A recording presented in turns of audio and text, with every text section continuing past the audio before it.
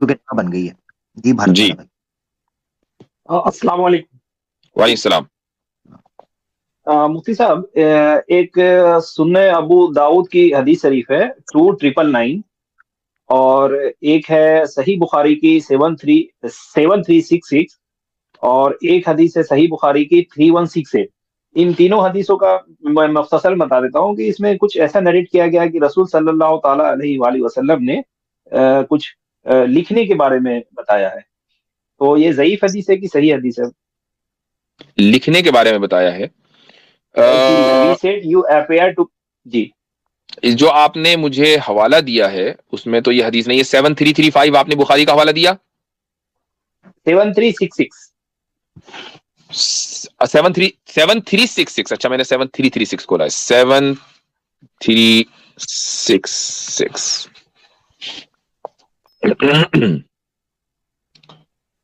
اچھا جناب. تو اچھا یہ تو وہ ہے لیلۃ الخمیس. اچھا اچھا اچھا اچھا اچھا ٹھیک ہے. حضرت عمر ابن الخطاب رضی اللہ عنہ والا واقعہ ہے. تو اس میں آپ صلی اللہ علیہ وسلم نے یہ فرمایا کہ لکھنے کا سامان کر دو یا لا کر دو. وہ تمہارے لیے ایسی چیز لکھ دیں گے کہ اس کے بعد تم گمراہ نہیں ہوگے. اور بعض نے وہی بات کہی جو عمر رضی اللہ عنہ کہہ چکے تھے. اچھا تو اب اس میں اعتراض بتائیے کیا ہے. یہ کچھ لوگ جو ہیں ان کا آبجیکشن ہے کہ رسول صلی اللہ تعالی علیہ وآلہ وسلم کو لکھنا آتا تھا. لکھنا آتا تھا یہ اعتراض اس پر ہے. جی میں تو سوچا تھا کوئی دوسرا اعتراض ہوگا. جی اچھا اچھا اچھا دیکھیں ایسا ہے کہ جب آپ صلی اللہ علیہ وسلم نے یہ کہا کہ لاؤ میں لکھ دوں تو اس سے مراد جو ہے ڈکٹیٹ کرنا ہے. آپ علیہ الصلوۃ والسلام ہمیشہ ڈکٹیٹ کیا کرتے تھے. اور جو ڈکٹیٹ کے یا مثلا آپ کوئی کام کرائیں, مثال کے طور پر آپ اپنے نوکر سے یہ کہیں کہ بھائی فلاں سامان لے کر آؤ بازار سے, ٹھیک ہے, اور اس کے بعد آپ سے کوئی پوچھے وہ سامان آ گیا, آپ یہ کہیں کہ ہاں سامان آ گیا, ہم نے انتظام کر دیا. تو حالانکہ سامان لانے والا آپ کا نوکر ہے, کام کرنے والا آپ کا نوکر ہے, آپ کے حکم سے اس نے کام کیا ہے, لیکن اس کام کی نسبت آپ نے اپنی طرف کر دی چونکہ وہ آپ کے حکم سے ہوا ہے. ٹھیک ہے. عمران خان نے خط لکھا تھا مودی کو, تو وہ اس نے خود نہیں لکھا, اوبویسلی اس کے سیکرٹری ہیں, انہوں نے لکھا. تو جو بڑی بڑی پوزیشن کے اوپر ہوتے ہیں, مان لیجئے کسی ملک کا صدر ہے, وہ کوئی لکھتا ہے تو خود بیٹھ کے نہیں لکھتا, اس کے سیکرٹریز ہوتے ہیں. لیکن یہ کہا جاتا ہے کہ فلاں ملک کے صدر نے خط لکھا, اس نے کہا لکھا. تو آپ جب کسی دوسرے سے کام کراتے ہیں جو آپ کا ماتحت ہے, تو اس آرڈر دینے کو, اس کام کی نسبت آپ اپنی طرف کر سکتے ہیں. یہ ہر زبان میں رائج ہے. تو اس سے یہ کہیں ثابت نہیں ہوتا کہ رسول اللہ صلی اللہ علیہ وسلم لکھنا جانتے تھے.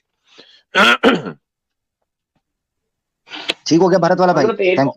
ایک اور حدیث بس ایک ہی کر لیں چونکہ ہمارے پاس ٹائم بہت کم رہ گیا ہے اور آدھے گھنٹے سے کم ہے. اس کے بعد ہمیں جو ہے وہ اپنی اسٹریم کو ختم کرنا ہے, اور بھی لوگ ہیں. ٹھیک ہے, جزاکم اللہ. حضرت ایک 30 سیکنڈ چاہیے. یہ جو بات ہو رہی تھی منو کے بارے میں, تو یہ ٹیمپل میں نے گوگل کر دیکھا, منو کی ٹیمپل ہماچل پردیش منالی میں ہے, کلو منالی. اوکے ٹھیک ہے, بہت بہتر. اور جو کشتی نکلی تھی نا منو جی لے کے, جو کشتی پہنچی تھی ان کے بقول, وہ کشتی جو ہے وہ فش لارڈ وشنو جی کا جو اوتار تھا وہ لے کر ہمالیہ پر ہی گیا تھا, ہمالیہ پربتوں پر, تو وہی مندر بننا تھا بالآخر. تو جی توفیق شیخ صاحب. السلام علیکم. وعلیکم السلام. مجھے چھوٹا سا خالی آیت کو سمجھنا ہے. جو آیت ہے قرآن الا بذکر اللہ تطمئن القلوب, دل کو سکون تو اللہ کی یاد سے ملتا ہے. تو جو لوگ اللہ نہیں مانتے, اللہ کو نہیں یاد کرتے, تو کیا ان کے دل کو سکون نہیں ملتا؟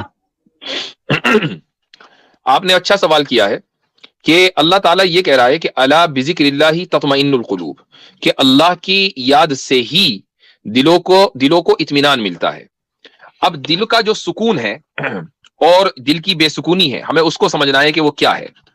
مثلا میں اور آپ اور میرا ماننا آپ کے تعلق سے یہی ہے کہ آپ مومن ہیں یا نہیں ہے؟ مومن ہے نا؟ بالکل بالکل مومن. پکے والے, کٹر حضرت ایک دم 100% پکے حضرت. 110%. 110 نہیں, آپ 120 بولیے حضرت. ماشاءاللہ. اب آپ کو دل کا یہ سکون حاصل ہے یا نہیں کہ جہنم کی آگ میں ہمیشہ ہمیشہ نہیں جلیں گے اگر ایمان کی حالت میں موت ہوئی؟ ہے یہ سکون یا نہیں؟ حضرت آپ نے بہت اچھی بات کہی. میں تو یہ کہتا ہوں بہت سے لوگ کہتے ہیں قبر میں عذاب ہوگا، قبر میں عذاب ہوگا. میں کہتا ہوں قبر میں عذاب تو ہوگا. ہم لوگ ایمان والے اللہ کو یاد کرتے ہیں، اللہ چاہے گا تو قبر میں ہمارے لیے اے سی چلے گا اللہ کی کرم سے.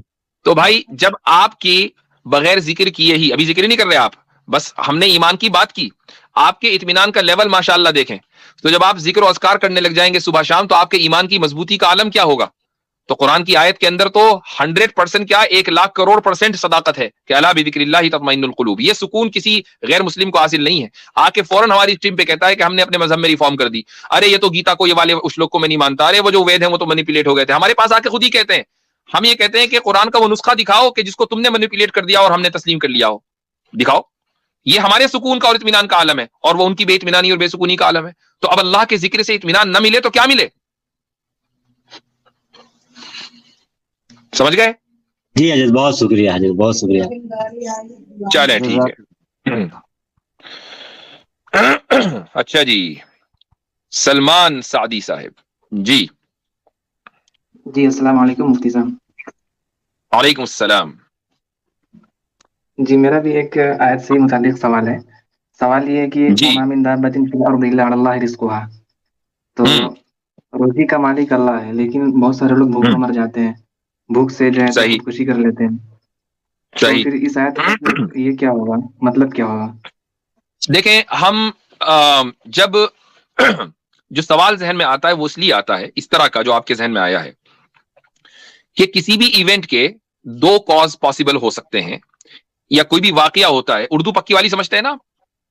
جی جی جی بالکل بالکل. اچھا، تو کسی بھی واقعے کے دو اسباب ہوتے ہیں، ایک سبب ظاہری ہوتا ہے اور ایک سبب باطنی ہوتا ہے. جب سبب ظاہری اور باطنی میں تضاد ہو، کانٹرڈکشن ہو، تو جو سبب باطنی ہے، جو انٹرنل کاز ہے، جو ایکچوئل کاز ہے، اسی کو ترجیح دی جاتی ہے. اچھا، اب مثلا ایک آدمی کا انتقال ہوا، میں کہتا ہوں کھانا اس کے پاس پورا تھا، اس کی طبی موت آئی، وہ 80-90 سال کا تھا، اس کے پاس مال و دولت کی کوئی کمی نہیں تھی، ہنسی خوشی کی کوئی کمی نہیں تھی، زندگی بڑی پر لطف اور پربہار تھی، لیکن 90 سال 100 سال کا ہو گیا تھا تو اب اس کو جانا ہی تھا. تو وہ جو گیا وہ کیوں گیا؟ اور اس کو آخری عمر میں کوئی نہ کوئی بیماری ہو گئی، مثلا ہارٹ کا مسئلہ ہو گیا، کوئی کینسر ہو گیا، کیوں گیا؟ یا آپ یہی کہیں گے نا بھائی اس نے اپنی مدت پوری کر دی، اس کی زندگی پوری ہو گئی اس لیے چلا گیا، یا اس کے علاوہ کوئی دوسری تعویل ہے؟ یہی کہیں گے نا. لیکن جو اس کی زندگی پوری ہوئی یہ اس کا سبب باطنی ہے، اور جو اس کو بیماری ہوئی، مثلا اس کو کینسر ہو گیا، اس کا ہارٹ کا مسئلہ ہو گیا بڑھاپے کی وجہ سے، یہ اس کا سبب ظاہری ہے. ہم ظاہر کو دیکھتے ہیں، باطن کو اگنور کر دیتے ہیں. جس طریقے سے 90 سال کے ایک آدمی کی زندگی پوری ہوئی اور اس وجہ سے اس کو بیماریاں ہو گئیں اور بیماریوں کے نتیجے میں وہ مر گیا، ایک آدمی مثلا بھوک مری کا شکار ہو کر خودکشی کر لیتا ہے، تو خودکشی کرنا اس کا سبب ظاہری ہے، لیکن سبب باطنی یہ ہے کہ اس کی مدت اللہ تعالیٰ نے لکھی اتنی تھی، عمر ہی اتنی تھی. تو جب اس کی عمر ہی اتنی ہے تو اس کے بعد اس کے لیے ایک لمحہ بھی جینا ممکن نہیں ہے، اس کے لیے اس دنیا میں رزق اتارا ہی نہیں گیا. اب اس کا رزق کہیں اور ہے، جو بھی اچھا ہے یا برا ہے تو اس کو جانا ہے اس دنیا سے. تو ہم سبب باطنی کو دیکھیں، وہ اسٹرانگر ہے. سبب ظاہری محض ظاہر کا معاملہ ہے، اور جب دونوں کے درمیان کانٹرڈکشن ہوتا ہے تو سبب باطنی راجح ہوتا ہے، پریفرڈ ہوتا ہے سبب ظاہری کے اوپر. ٹھیک ہے جی جی. اور وہ جو وَلَا تَقْتُلُوا أَوْلَادَكُمْ خَشْيَةَ إِمْلَاقٍ والی آیت ہے، وہ آیت اس لیے ہے کہ اللہ تعالیٰ نے یہ حکم دے دیا کہ سبب باطنی کو طے کرنا تمہارا کام نہیں ہے، یہ طے کرنا اللہ کا کام ہے. ایک آدمی جب اپنی اولاد کو بھوک مری کے خوف سے قتل کر رہا ہے تو دراصل وہ سبب اور مسبب کا پورا نظام اپنے ہاتھ میں لینا چاہتا ہے. اسے کیا پتا کہ میری اولاد کے لیے اللہ تعالیٰ نے رزق لکھا ہے یا نہیں لکھا، اسے کیا پتا کہ میری اولاد کی اللہ تعالیٰ نے کتنی مدت لکھی ہے، عمر لکھی ہے، 10 سال لکھی ہے کہ 100 سال لکھی ہے.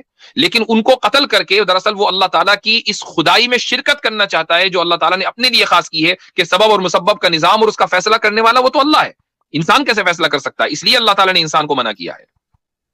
جی جی. تو وہ رزق کو کہاں فٹ کریں گے کہ اللہ اللہ رزق، وہاں پہ اللہ کے ذمہ رزق ہے تو کتنا اللہ تعالیٰ کے کیا ذمے ہے؟ اس طرح رزق ہے کہ اللہ نے ایک مدت متعین کی ہر انسان کی، اور اس کی موت کا سبب متعین کیا کہ اس سبب سے مرے گا، اور اس ڈیوریشن میں اس کو جتنا ملنا ہے وہ اس کو مل کر رہے گا، اس ڈیوریشن کے بعد نہیں ملے گا، اور اس ڈیوریشن میں ملتا رہے گا. یہ رزق ہم اس طریقے سے فٹ کریں گے. اور یہ بھی کہہ سکتے ہیں کہ اس کی خواہش کے مطابق بھی نہیں ملے گا. رزق کا جو تقسیم ہے وہ خالص اللہ تعالیٰ نے اپنے ہاتھ میں رکھی ہے، انسان کی خواہش کے اوپر نہیں رکھی. اگر انسان کی خواہش کے اوپر رزق کی تقسیم ہوتی تو ہر ایک آدمی اس وقت امبانی اور اڈانی ہوتا. اڈانی تو خیر آج کل کوئی نہیں ہونا چاہتا, لیکن امبانی ہوتا ہے نا. جی میری طرف سے ایلن مسک رکھتے ہیں. ہاں ایلن مسک کر لیں, ٹھیک ہے. چلے صحیح ہے, جزاک. سبق پھر پڑھ صداقت کا, عدالت کا, شجاعت کا, لیا جائے گا تجھ سے کام دنیا کی امامت کا. سبق پھر پڑھ صداقت